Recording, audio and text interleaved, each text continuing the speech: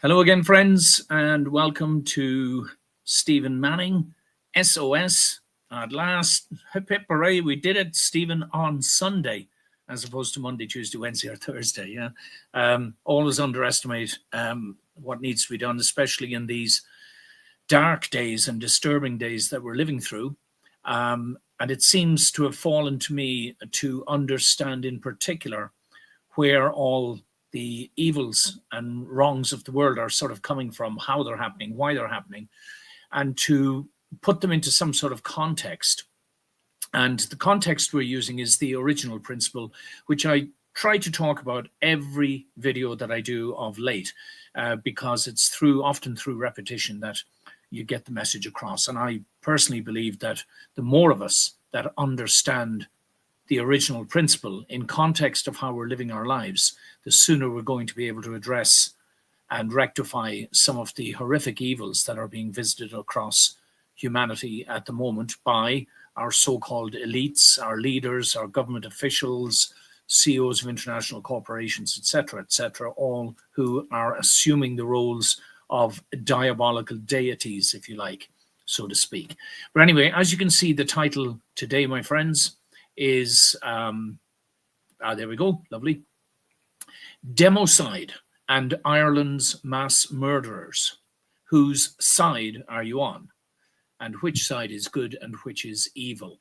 Okay, now this word came to my attention this week when I was looking at a video from Wake Up Era, and I will talk a little bit about them towards the end of the discussion here today. It's an activist group in Ireland, and they have bravely taken to the streets, have done private research because, of course, we cannot trust the mainstream media. We cannot trust the authorities, the so-called authorities, to tell us the truth. There's always an agenda. Invariably, it's a nefarious agenda at some level or other. We'll look at that also in a few moments. But I'd like to read this definition out and ask everyone to reflect just briefly on what this may mean to you, especially in context of things that are ongoing by these so-called elites who are orchestrating much that is happening. So, democide refers to the intentional killing of an unarmed or disarmed person by government agents acting in their authoritative capacity and pursuant to government policy or high command. The term was first coined by Holocaust historian and statistics expert R.J. Rummel in his book Death by Government, has been described by renowned Holocaust historian Yehuda Bauer as a better term than genocide to refer to certain types of mass killings, etc., etc. Now, the reason that it caught my attention was it sort of opened up a little curiosity in my mind. You know, I wonder how many other words there are for different forms of killing, murder, suicide, homicide, whatever. And what we're going to do is have a look at a couple of those lists now, and I hope you can read between the lines and understand what we're getting at when we look at this as, you know, government agents basically under the command or the policy of government killing people and killing unarmed or disarmed people, including arguably people who just do as they're told, take injections, and so on and so forth. Let's see what the next one is. And here we go on that very topic. Bottom right here, we have Paddy the Leprechaun, taken from a cartoon. It's only a partial cartoon, but it suited the narrative today.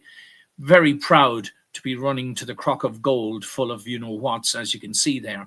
I'm going to read this, guys, because I was shocked even to read all of this myself. The COVID-19 vaccination program in the Republic of Ireland is an ongoing mass immunization campaign that began on the 29th of December 2020 in response to the pandemic in Ireland. Ireland's vaccination rollout has been praised, I wonder who by, has been praised as one of the most successful rollouts in the world and was ranked number one in the European Union in terms of its percentage of adult population fully vaccinated, and was also ranked number one in the EU for the number of booster vaccines administered.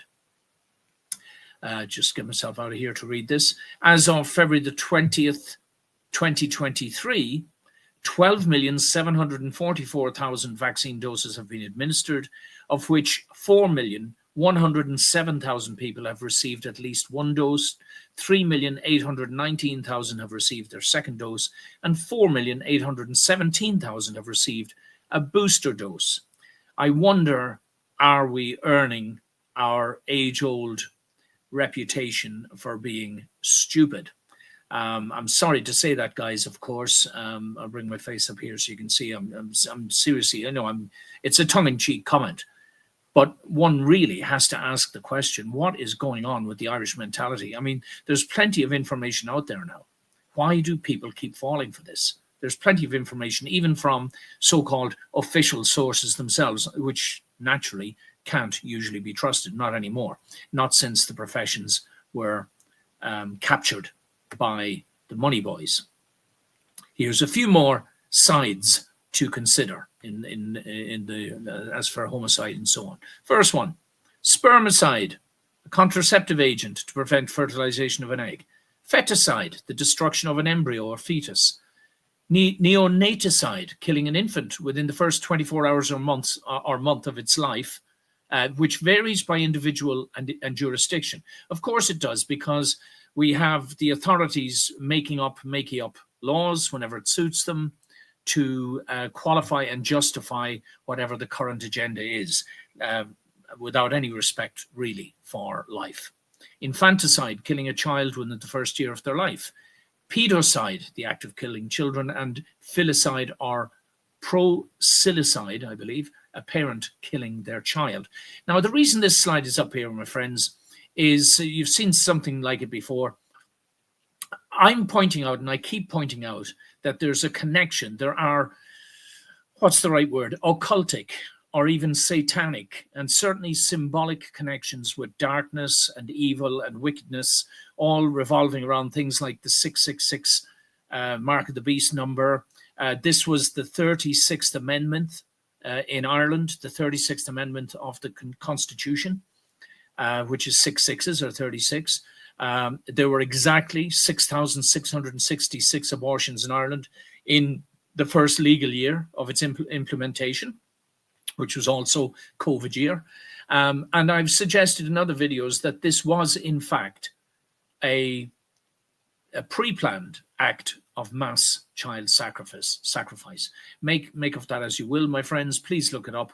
There are reasons to all of this. And the more of us that understand this, the sooner we'll be able to come up with solutions. The next slide. Yes, a few more sides to consider. Okay. And I'm obviously presenting these in context of, let's call the pandemic, for example. Now, how many of these can we recognize as having happened during that period? Democide, previously mentioned, or populicide, the murder of any person or people by a government. Femicide, genocide, gynocide, or gynocide. Sorry about this. The systematic killing of women. We all know of certain cultures, certain religious practices that believe that women are worthless, or at least are disposable, and various other derogatory references to women. This goes in direct opposition, by the way, to the original principle that I mentioned at the beginning, the logo at the top right there, okay? Gendericide, similarly, the systematic killing of members of a specific sex or gender. Cenocide, the killing of one's elderly family members. Geronticide, the abandonment of the elderly to die by suicide or be killed. Think of the nursing homes, my friends, yeah?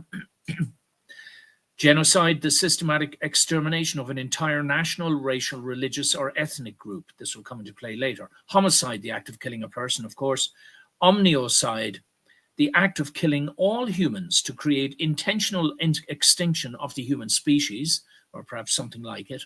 And of course, there, the references at the bottom of the pictures are to the pandemic and the information that's coming out, guys, that this was in fact all pre-planned. As I've said in my book, Crisis, Color or Coup, which has carried an awful lot of information in it that people were doubting at the time. It's all been shown to be absolutely true.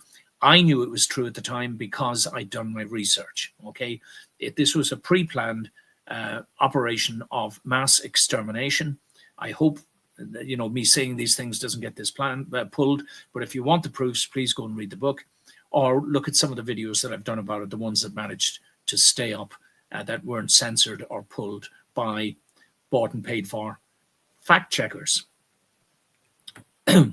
Now, I hope nobody inadvertently thinks that because I've put the killing of superiors list on the same page as several pictures of notorious sociopaths and psychopaths in positions of high, authority and power, that you're going to assume any what would be the right word, malintent on my part or anything like that. Not at all.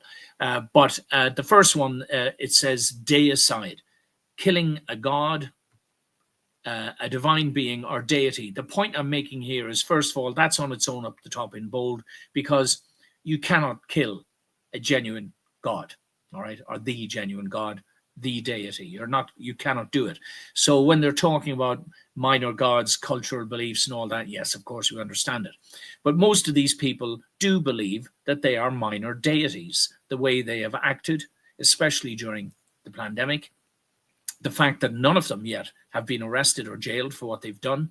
And across the top there, of course, you have Anthony Fauci and Albert Bourla, head of Pfizer, Ursula von der Leyen, whose texts we have yet to see between her and Albert when she purchased zillions of doses for the European population and made a massive profit for herself and I believe her husband as well.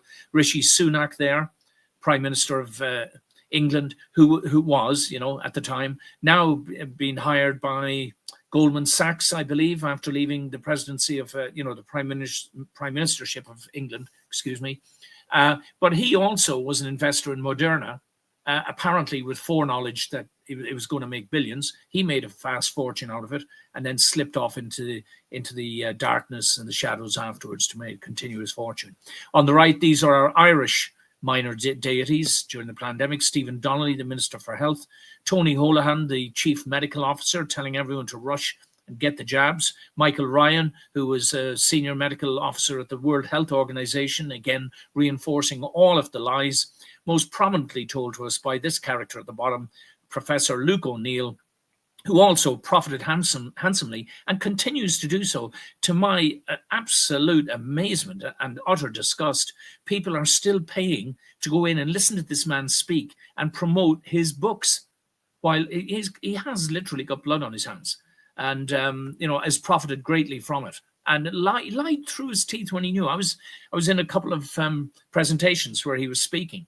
On one of them, he actually climbed out a back window behind the stage door in order to escape answering questions that we were going to put to him. He's a coward as well as a liar. Okay. As we go down here, so what are these names? Eliticide, killing the elites of a population. Papicide, killing of a pope.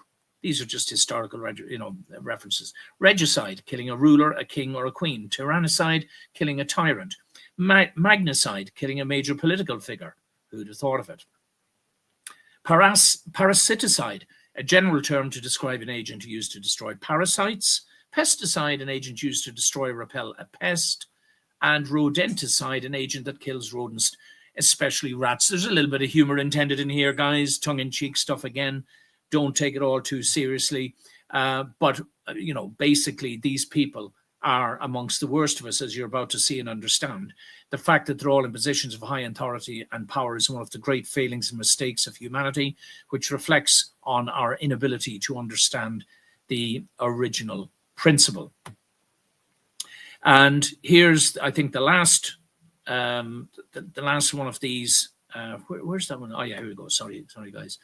The killing of intangibles or inanimates. And over here on the right, I've got Agenda 2030, which includes an awful lot of these.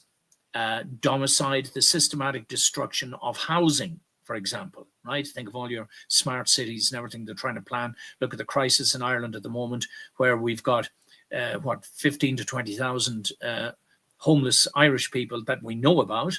And still the government persists in inviting in funding and housing tens of thousands of, let's just say, undocumented or people of dubious backgrounds, and they place them in Ireland to the cost of the Irish population. There's a plan going on, guys. 2030, I've said this before in previous videos, 2030 is not a random date. It is the 2000-year anniversary of the beginning of Christ's mission at the age of 30, okay? It's highly symbolic. That's the date. They have to have all of their dominoes in a row by that date if they're going to eventually bring in the 1984 version of the kingdom of hell on earth. And that's why we all have to be alert. We all have to do our bit. We all have to wake up and recognize that what they're doing is directly in opposition to the original principle.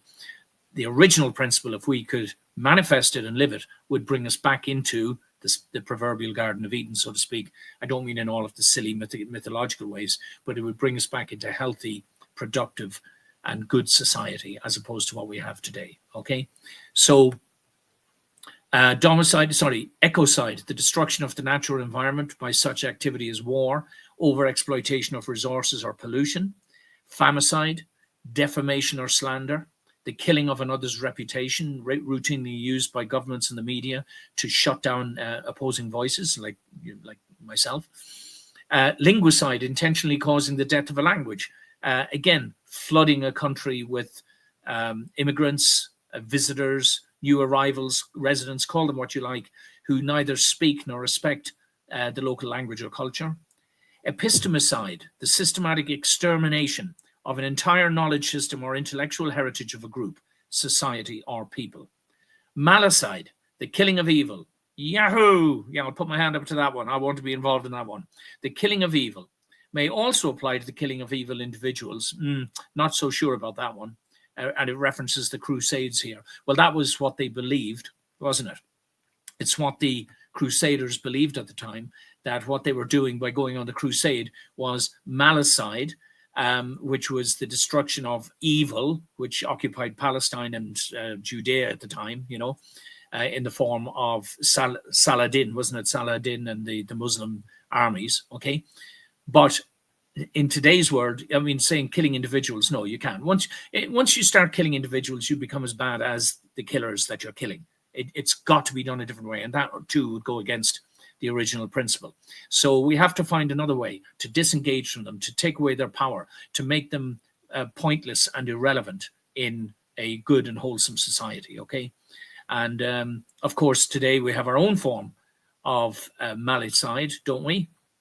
Where certain cultures or religious groups believe they have the right or authority to do away with anybody who does not align with their faith position. Yeah, scary stuff, guys, all right? Herbicide, the destruction of a city or the stifling of urbanization, and so on and so forth. Okay, let's see how we're doing. Oh, not doing too bad. Here's one of my more regularly featured slides. Now, we're going to talk just a little bit about this today. There's a follow-up slide as well. Now, bottom right, you see the typical yin-yang symbol. That's just to put these things in context. What I'm suggesting, friends, is that in your mind, if you divide society into three classes of people, now, this is, of course, an oversimplification and an overgeneralization, but I believe it'll all make sense as we go through it, guys. So we've got three sections of people, generally speaking, all right? First of all, on the left-hand side, we have empaths, okay? Empathetic people. Very simply, this means people who care about other people. They have a heart. They have a conscience. Arguably, you could say they have an active soul, all right? But they tend to be generous and kind, and they're in the professions, the caring professions, and so on and so forth. Over on the other extreme are the sociopaths and psychopaths. Now, for those of you who may be confused about these terms, I summarize it as such. Psychopaths are born that way. It's like they have something missing in their structure, in their brain, in their mentality. But the basis of their personality is that they do not care about people. You're just a unit that can be disposed of, killed, thrown away, discarded whenever you stop being of value to them. And usually by value, we're talking about monetary value, possessions, power, prestige, that sort of stuff. Sociopaths have almost exactly the same mentality, but the difference is you can be trained. to be a sociopath. Or to quote the saying, psychopaths are born, sociopaths are made. So if you're in an occupation, I won't go into too much detail, guys, but it's as simple as this. If you, let's say as a child, let's start with a child growing up.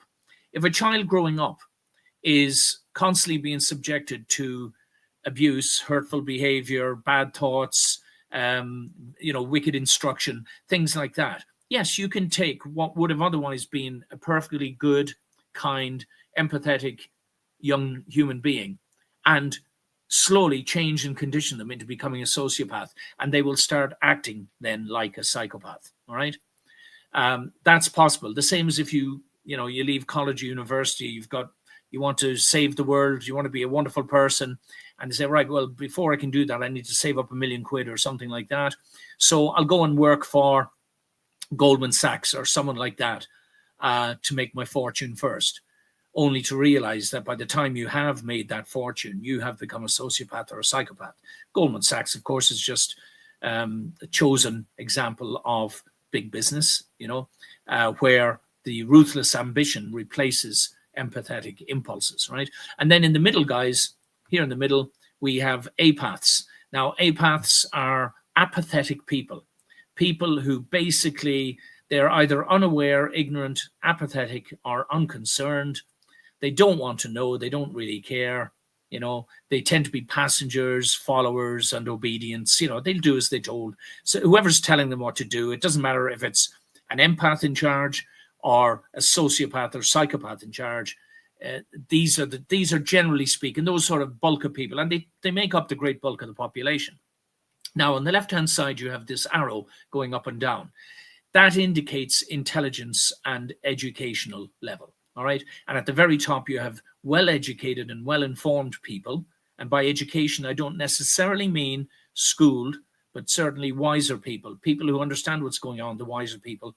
And down the bottom, you have the uneducated and uninformed people. Obviously, children would be in this bracket. That's why the powers that be try to harness the children as early as possible, get them into their school system, train them to become good producers and consumers, and so on and so forth. And then basically what I have in these boxes and these categories, starting on the left with the empaths, at the bottom, you have people. Now, bear in mind, these are basically good people, but they are acquiescent, vulnerable, compliant, and obedience. Okay, so they tend to they're easily managed, easily manipulated, easily deceived. Okay, a little bit more educated empaths are honest, generous, thoughtful, and trustworthy, as will be the ones lower down. That'll be their general tendency. They probably wouldn't even doubt the authorities. They think that they can trust them and so on, Then you go up a little level and you get the questioners and the truth seekers who are concerned or disturbed about what's going on,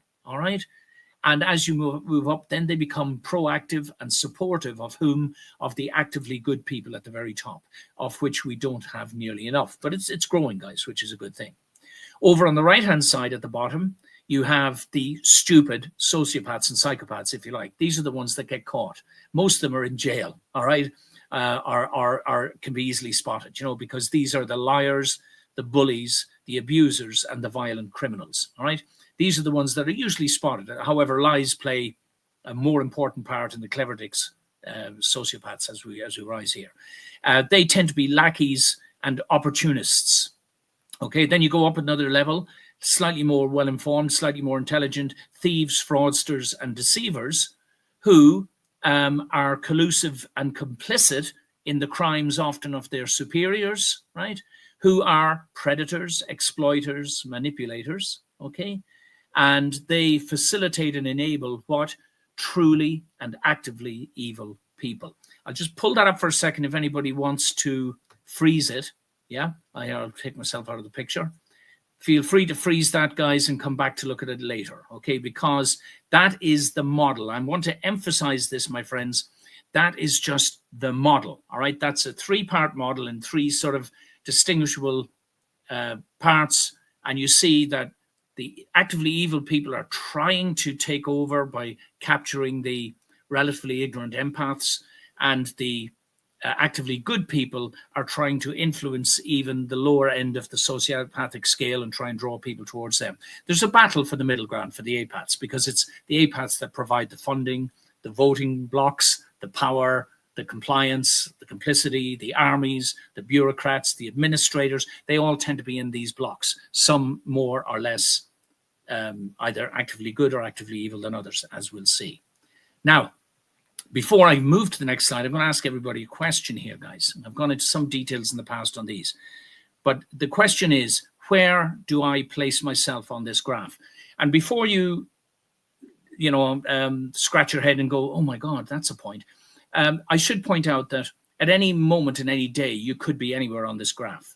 You know, if you have a moment of road rage, for example, and you get out brandishing a tire iron, you're ready to take someone's head off, well, you're over there in the middle to bottom side of the psychopaths, aren't you? You know, ready to commit a violent act there, you know. Or if you're touched by something that wouldn't normally touch you, you see someone just look so miserable begging on the street, and you, out of character, reach into your pocket and give them the money you're going to spend that night on a night out or something. And suddenly you find yourself, oh my Lord, you know, whereas you might normally be an apath or something, all of a sudden you've now drifted over to being an actively good person. Now, and the point I'm trying to make here, guys, is that the model we should be aspiring to, of course, is actively good people. That's the model. And unfortunately, there are a lot of people in the world, too many by my reckonings, that are trained and conditioned to be sociopaths or are born psychopaths, who have too much power, too much control, too much influence over everything. They basically control the world at the moment, which is, you know, which is a very depressing fact. And I'll just read the last bit at the top again, just facts here, guys. Excluding any other factors, it is only the top 5% of the population who have influenced all of the change in history to date. Okay, that means every teacher, every politician, every celebrity, you know, every conqueror. I mean, I could go on and on. Anybody of worthy of note, every actor, every writer, every filmmaker, anybody, right? Good, bad, or dictators, a lot of them, good, bad, or indifferent. It's only 5% of the population. So you begin to realize it's quite a small bracket. There's plenty of space for everyone to get in there. You know what I mean? And and then finally, we have the socially aware people in the middle there, this is the apaths, but who are variously damaged, despondent, compromised, alienated, unmotivated, and are unconcerned. These are well-educated, well-informed people who have just, you know, lost their passion for life. They feel betrayed, they feel abandoned, they see no other option. I mean, they carry on living, but this is the bracket where many people probably would just give up in one form or another, okay? Now, here's the interesting slide. The following slide, that's the model you're looking at there, guys. That's the explanatory model. This next slide is how things actually are. So this is how things look today. And here, the yin-yang you can see now is turned over with the arguably the evil aspect, the black aspect, dominating the good aspect. It's not exactly accurate, actually, the black and white yin-yang. It's actually a blue and red yin-yang, but that's another subject for another day. So what are we looking at here, guys? Well, basically, to cut a long story short, what's happened here is I'm showing you that the evil energies have successfully encroached. They've captured all the apaths already and a great bulk of the empaths. These would be good people, for example, let's say nurses, good nurses working within the NHS in England or the HSE in Ireland or wherever your health system might be, who, when told, oh, we've got a pandemic, and these are the treatments you're to use, these ventilators, you're to give people these medicines, I've forgotten the name, sorry guys, but to give these particular medicines. And somewhere deep inside, they're saying to themselves, oh, I'm not so sure about this. You know, these medicines are designed to kill, or it's not necessarily using it. But their administrators, who are sociopaths and psychopaths, know that they're making money by following these instructions from who we can now reasonably safely say diabolical entities in control of most of the world's institutions. And possibly the most important thing to look at here at the top, because everything else is the same on here, guys, except for the very top line up there, the actively evil people. They've gained control of global institutions, of capitalism and communism, for example, of the banks, nation states, media, education, health, justice and law, energy, food, science, and the professions, all right? The professions, as I've said before, what makes a profession or a professional is not only his technical acumen and knowledge, but his ethical standards. If they have no ethical standards, even an assassin, right, who's out there murdering people, to call himself a professional assassin, he's going to have some so-called professional or ethical standards, all right? And then now they may differ from an empath's ethics, you know what I mean? Because ethics are different to morality, you see, because you can sort of align your ethics with the job that you have to do. As a soldier, for example, it's ethical to shoot someone if your life's in danger, but it's never morally right. You know what I mean? But then again, if it's you or them, you know, arguably that's another discussion for another day. By the way, guys, this is live today. I should have said that at the beginning. Absolutely live. Please forgive me if I make the occasional mistake or whatever. But I hope it feels a little bit truer because we're doing these live. So that was the main point. Again, freeze this. I'll pull it up for you guys. If you wish, freeze this and have a look at it. If you do share this, I just ask that you give credit back to me only because it's highly likely that people may misunderstand some of the context. And at least if my name is shown on it, people can come back to me with personal questions if they have them. All right. Next slide. Surprise to me as well, guys. Let's see what it is. Oh, yes. This is a reminder of a slide we did last week. I'll leave it there on the right.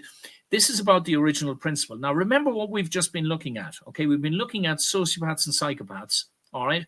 And I said to you that the empaths, let's call them the good guys, which were in blue, all right, which is a feminine aspect that we need to understand. These correspond to the spirit, mind, and body, of which is incorporated in the original principle top right. Spirit, mind, body, concept, plan, or action. If you build a house, first of all, you have to have the concept, then you make a plan, and then you move to action to start building the house. If you try and do it in another if you try and follow a different process or in a different order, you're going to have chaos. You know, I know this because I've done some building work myself on the spirit, you know, using spontaneity and so on. And I've often spent more time dismantling it than enjoying it. And so concept, plan, action, which relates to God, feminine and masculine. The spirit, of course, is the seat of the soul, the conscience, all that is good, or it's supposed to be. Now, of course, there are dark spirits and so on and so forth. But the argument with the previous slides, the empathetic sociopathic scale, are that empaths tend to have a far more active spirit, which informs their mind, or a far more active conscience that informs their mind before they take action. The sociopaths and psychopaths, on the other hand, do not. They are comprised largely of just a mind and a body, and they tend to follow the impulses of the flesh. Okay, it's all in the Bible, all this stuff. Okay, when you take away the spirit, you're left with only 2/3 of the whole. All right. So if that's a true person, spirit, mind, body, all right, it containing this, the concept, the plan, the action, God, feminine, masculine. And there's slews more of these guys. They're also called the triadic archetype. All right. But if you take away the spirit, you remove the God aspect or the good aspect, the soul, the conscience, all that, you're left with only 2/3. And 2/3 in a percentage is 66.6%. Okay, symbolism, my friends, demonic symbolism. So, yes, arguably, if you're going to align the wickedest people in the world, the ones who we're talking about really are sociopaths and psychopaths. Now, I know psychology recognizes this. The trouble is they're also very clever and very good at disguising their, well, what would you call it? Their darkness, you know, and masquerading as good people in order to get you to do what they want. Okay. And similarly here, guys, it's the same notion. That there again is the feminine little comedy drawing there. I do a little practical drawing. On the right-hand side, good or evil authority, truth or lies. Which is it we're following? Okay, because spirit, mind, body, concept, plan, or action, because we then make our plans according to what authority we're responding to. And one of my arguments is that we should not be responding to wicked authorities. Unfortunately, that comprises the bulk of them in the world. As a matter of fact, the systems, authoritative systems, autocracies, where you have one person dictating to everyone else what they can and can't do, with tiers and tiers of managers and enforcers, police, courts, bureaucrats, government systems, that is definitively diabolical. I've covered that in other things. So the body here at the bottom, so spirit, mind, body, whatever your education or social conditioning and indoctrination may be, depending on the good or evil authorities above you, will manifest a reality which is in turn either good or evil. Unfortunately, we're living at these days at the moment largely in evil times, notwithstanding the fact that there are a lot of good people who manage to create a bubble, a myopia they call it sometimes, or a bubble of goodness within which they can function. But it's almost impossible to do it if you're part of a large organization or large corporation that is integrated with the global system. It's almost impossible to do, guys. Please give it some thought.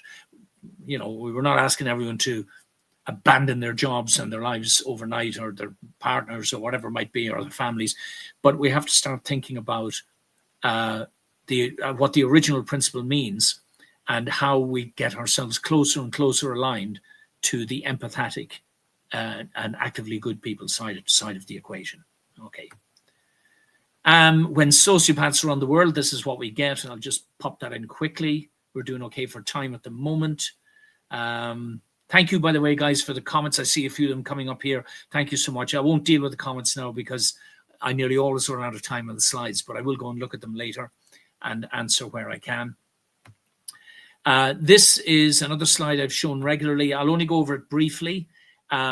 This is, again, the bottom right there is the 666 symbolism, the demonic symbolism. I've just put it in there to help you understand that these pyramids, these structures where you have any boss at the top, unless it is God himself, so to speak. And even then, if it was God himself in charge, just like in the Garden of Eden, what he's doing is trying to elevate his children to be like him. He's not trying to dominate them and suppress them and crush them and keep them below him. And the one thing I keep making, like I said, guys, please feel free to take a snapshot of this one. There it is again. Take a snapshot, come back and look at it in your own time. But the point I suppose I'm making here is that if the sociopath or psychopath that's in charge of your particular government organization or whatever is dictating to other people what they have to do and is using measures of coercion or forcing us, think about the pandemics, think about this new WHO treaty, I think that's just been passed. Think about this organ donation thing that's just happened in Ireland, whereas you're automatically an organ donor, whether you like it or not. That opens up an awful lot of shady and shabby and dubious questions about, I refer back to the Monty Python, was it The Meaning of Life movie? If you haven't seen it, guys, there's a scene in that which is quite hilarious, where a man has just signed organ donations and they come calling for it and he says, but I'm still using it. They want his liver or something.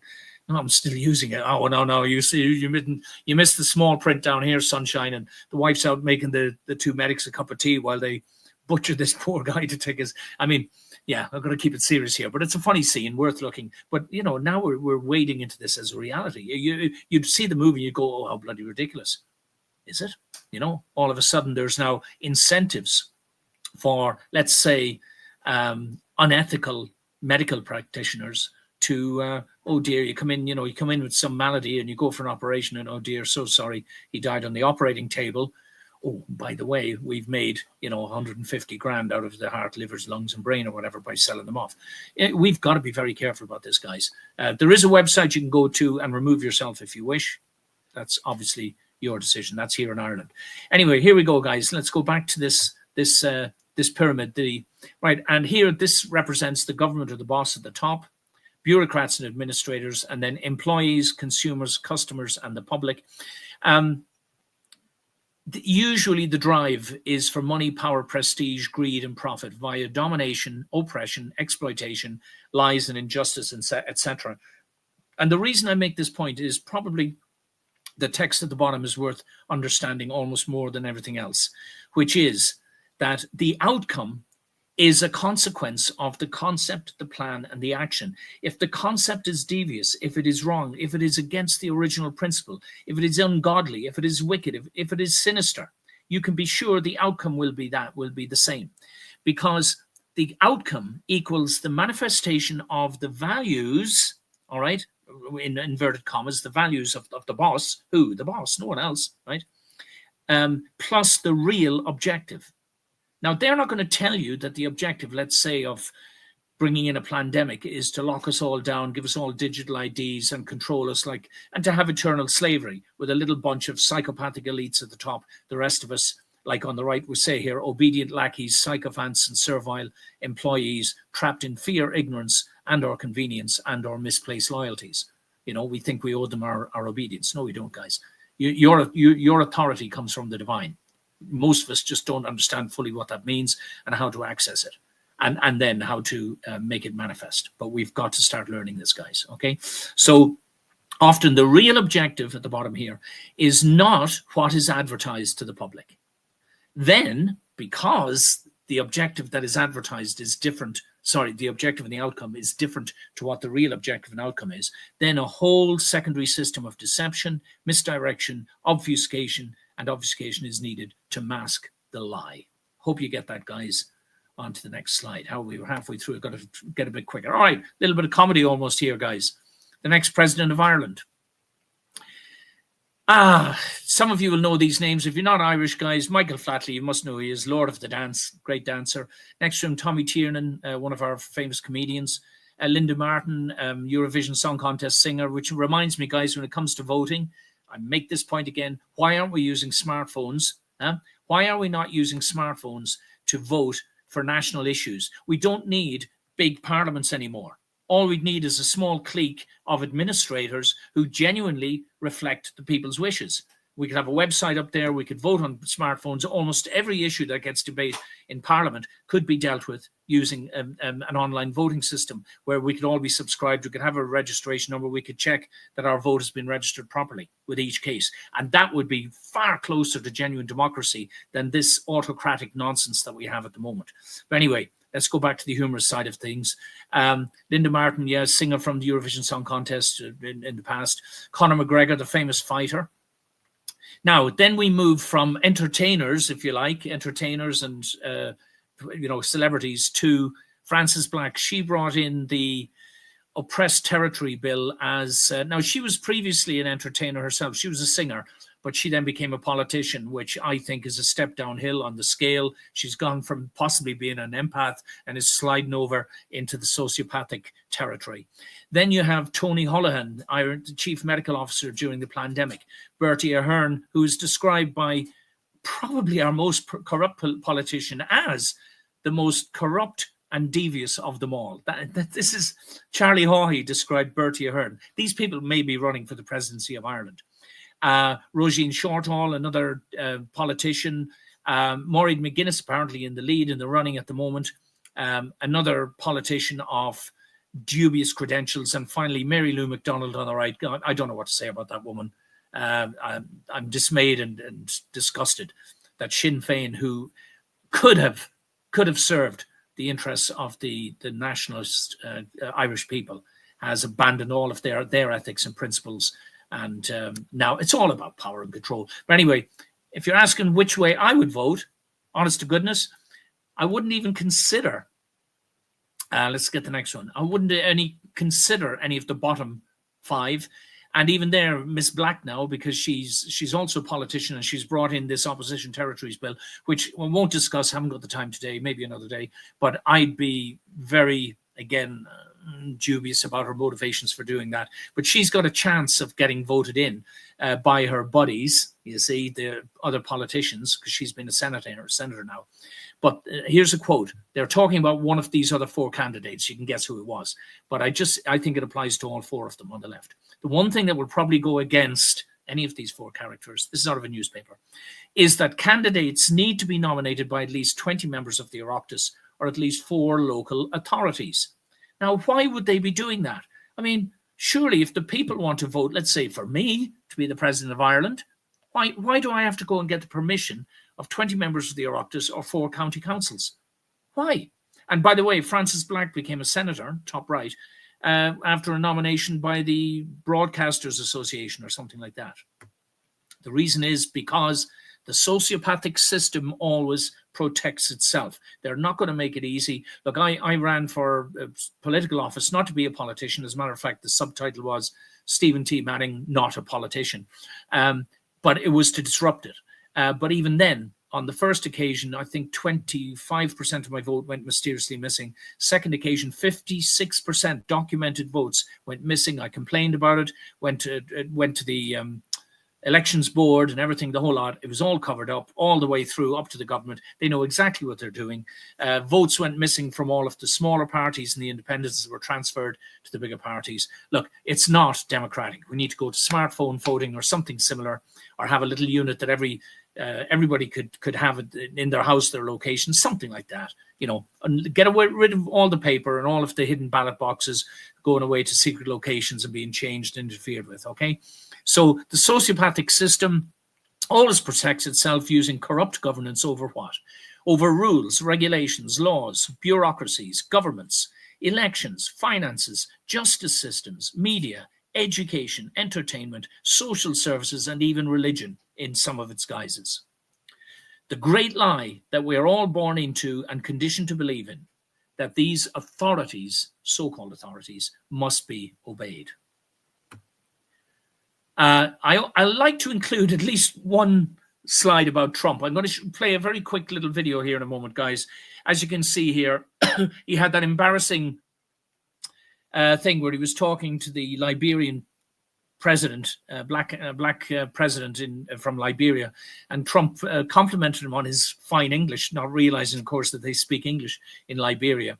But that aside, it shows that he's very real. At least he doesn't have, like, the plastic politicians we're also used to, with everything scripted and no one's allowed into the auditorium unless they're on your side, and if anybody says a dissenting voice, they're hauled out by the ears and everything. But there was another South African president, Cyril Ramaphosa or something. Sorry about the name, guys. I want to play this to you guys. It's 1 minute long. The question being asked by the lady at the beginning is, what's Trump's position on the alleged genocide of white farmers in Boer, South Africa? And sorry to ruin the clip for you, but it's not very distinct. But the answer is that, the president of South Africa interrupts to answer the question on Trump's behalf. I just like his sort of humor about it, and then I'm going to show you what really happened afterwards. So here we go. Let's see if I can answer that for president. It's for him. No, seriously. I'd rather have him answer. Yeah, I'd rather answer that. It will be. Our president will respond to you. Thank you, Mr. President. It will take President Trump listening. Now, I'm pausing for a second, guys, because it was a bit jumbled. It was worse than I thought it was. The question the reporter had asked was Trump's position on the allegations of genocide in South Africa, to which this guy said, "Oh, I'll answer the question." And Trump sort of smiled and said, "Oh, well, I'm glad. Go on, I'll let him answer it instead." Now this guy, Mr. Ramaphosa, or Cyril, whatever his name is going to explain to everyone listening very sincerely, look, and very plausibly, that Mr. Trump has to listen and he's an honest guy. Just listen to what he has to say. To the voices of South Africans, some of whom are his good friends, like those who are here, when we have talks between us around a quiet table, it will take President Trump to listen to them. I'm not going to be repeating what I've been saying. I would say if there was Afrikaner farmer genocide, I can bet you these three gentlemen would not be here, including my Minister of Agriculture. He would not be with me. Okay, so sorry, now how do I get rid of this? I just remove it, 1 second. So basically, he said if there was any genocide of white farmers, then these three gentlemen here, distinguished gentlemen, wouldn't be here, I can assure you. And what does Trump do? Now, you just think of your average politician. All of the plamos, which is an Irish word for blowing smoke up your you-know-what, and the deceits and the plastic lies and the shaking of hands and, and everybody been sitting a smile, lining up for photographs with masks on, taking them off as soon as the cameras are switched off, all this sort of nonsense, right? And look at what Trump does instead. He basically says, and I've cut this section out, please go and look for it online, guys. He then says, well, really, he said that we're getting lots of reports, including from Elon Musk, of course. We're getting lots of reports that this genocide is happening. And there's a lot of white farmers being dispossessed, being kicked off their lands and being killed even by, black Africans who arguably have a right to hate apartheid and all that sort of stuff, right? But the point is, it's the lies that are being told here to Trump. And he just said, put the screens up and roll the camera. And here's just a few seconds of the video that he played in the Oval Office, and it goes on for about 10 minutes. I'm only showing you a few seconds here of, it's either this guy when he was younger, but I think it might be colleagues of his or in his political party. And this is... Must never be scared to kill. A revolution demands that at some point there must be killing, because the killing is part of a revolutionary act. Shoot to kill. Yamasa. Kill the poor, where's the farmer. Oh, here it is. Kill the poor, Kill the poor. farmer. The farmer. Okay, so nice and clear, guys. Kill the Boer, the farmer, you know, and they're chanting, and it goes on. There's even overhead shots of alleged graves, 1,000 or more graves of farmers and the people coming to visit them and all this sort of stuff. So something's going on, and the politicians, as usual, are lying to try and cover it up. Now, we're running a little short on time, guys, so I hope I've made the point there. It's my little bit of Trump promotion. I don't for a minute think he's perfect, but amongst the selection of politicians and choices of presidential candidates that we had in America, he's by far the most honorable choice. Doesn't smoke, doesn't drink, only swore once as far as I know on camera the other day, you know, last month or whatever, you know, doesn't smoke, drink, or do drugs. He may have other failings and bad habits, but are we okay back there, guys? There's a lot of shadows playing on the wall. That's my wonderful son there, Danny, doing his thing as usual. Danny, we can, okay, thanks, son.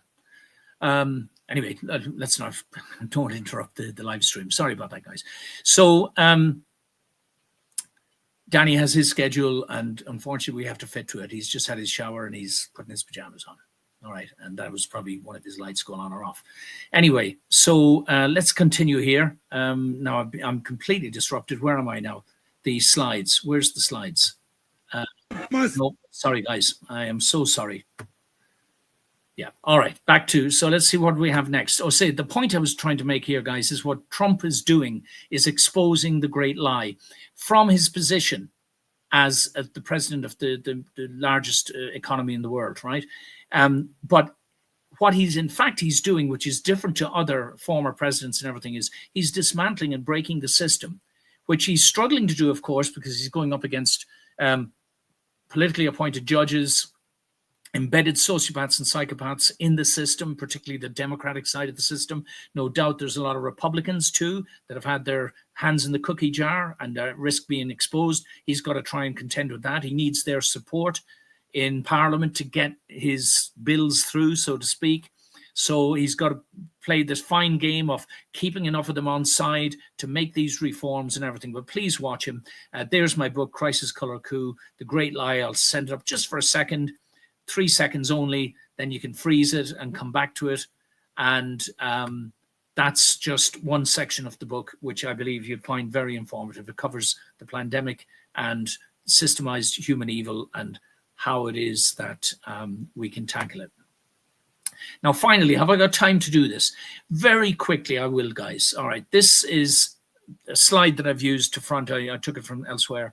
If you go to Rumble, I have a video up there called The Arabs, Israelis and Archetypes. What is the symbolism telling us? There it is. It's under Integrity Ireland, Truth Matters, Stephen T. Manning. Not many people on Rumble are following me. That doesn't matter, guys. It's a safe platform. Some of these videos were pulled from other platforms because of the overpowering censorship and the fact checkers, not because there was anything in them that wasn't true or accurate, but it was deemed to be untrue or accurate. But I sort of hang my hat on the fact that almost everything I put up, I've checked it myself. I know what I'm talking about. Very rarely, and a couple of times I've made that mistake. I've put some material up sent to me by someone else, realized it was either an error or I was being misused. I was being used for somebody else's agenda, and then I had to apologize. I try to avoid that possibility now as much as possible. But the point I'm making here is that I put a video up on Facebook of a pastor in Dublin pointing out in quite a powerful and emotional way that Ireland has taken the side of he said, he used the term anti-Semitic. Other people started arguing, oh, there's a difference between anti-Semitism and Zionism. We'll clear that up in a minute. But what I'd like to say to people is, really, hardly anybody, and I would say hardly anybody, understands the gravity and the importance of what's going on out there at the moment. Because, and I say this because I believe I'm possibly the first person ever to have documented the symbolism, which comes up in the next slide, which is archetypal and goes right back to the original principle, to creation, the creation of the world as we've known it. And you need to understand this sort of stuff to get the bigger picture, guys, because it's not a simple case of having sympathy for the Palestinians or the Gazan Muslim Arabs, whichever you want to call them, or having support for the Israelis because they were listed as God's chosen people and they can do whatever they damn well please, type of thing. It's bigger than that, guys. It needs a more nuanced understanding, but there is clarity in some of the stuff that I post. So I'd ask people, please go and have a look at that video, because here we have it. The Semites, for people who don't know the difference, are an ethnic and cultural group associated primarily with peoples from the Middle East and the Horn of Africa. This group includes the Akkadians, Assyrians, and Babylonians, Arabs, and so on and so forth. Now, the point I'm making here is that Arabs are also Semites, so the term anti-Semitism is somewhat confusing. The other point to make down the bottom is, what is Zionism? Well, national self-determination. Fundamental to Zionism is the belief that Jews constitute a nation and have a moral and historical right and need for self-determination. So basically that says, if you, no matter your stance on Palestine or the Arab nations or the conflict in the Middle East, if you agree that the Jews have a right to a homeland, whether it be there or elsewhere, then basically you're a Zionist, okay? I mean, I'm not trying to offend people here. I'm just trying to get some clarity. And finally, the point on the right, this is all to do with the symbolism that I investigate. This is me writing here. The chosen people lose their hugely symbolic temple when it is destroyed by the Romans in AD 70. At that point, they're expelled from the Middle East, completely expelled. They're not allowed to return. They then suffer 1,800 years of persecution. What's that? 666, guys. 3 6s are 18. And programs until about 1870 or 1869, 1871 is when the early advent of Zionism. Okay, check it out. 70 years later, there's your 70 again. Why is this important? You'll see it in a minute. In 1940 to 41, the Holocaust began, taking 6 million Jewish lives and so on. There's more going on, guys, than just politics and age-old brothers having at it. You know, there's more going on. We need to understand it. We're down to the last couple of minutes. I might have to skip something. Here's just an indicator. Again, freeze it and look at. Here's the symbolism of the Middle East up to and including the Second World War, or even up into the advent of Zionism and the Israeli state of today. The colors are very significant, guys. They correspond with the electromagnetic spectrum and the visible light spectrum that we see, with deep reds on one side, deep blues at the other. We didn't even know it, but this bit in the middle I'm going to read to you. Archetypal symbolism that aligns with or is in opposition to the original principle, top right, permeates all human activities, including our choice of political colors during key periods of history. See The Color of Truth, Volume 1, Patterns in Light by me, which I wrote about 28 years ago, guys. All right. And in there, I was warning about all of this stuff way, way in advance. Now, how are we doing? I've got 3 more slides. I think we can just about squeeze it in. This is now the fact that Ireland is seen now as leading the world in an anti-Israeli and pro-Palestine direction. I believe it's, what's the right word to use for this? I understand that the bulk of Irish people would lean that way. I think it's, again, as I've said before, it's far more nuanced. We need to understand it in greater depth. And stop doing knee-jerk reactions and understand what really is going on. I won't talk about this anymore because I've got to finish now, guys. I'll finish with the last slide. Second last slide. See if I can do it quickly. Who to listen to? Barry from ERA First. Please look these guys up, guys. They're doing great work. Wake Up ERA. And finally, this is where you can find us. And I have to say goodbye. I almost run out of time. God bless everyone. See you next week.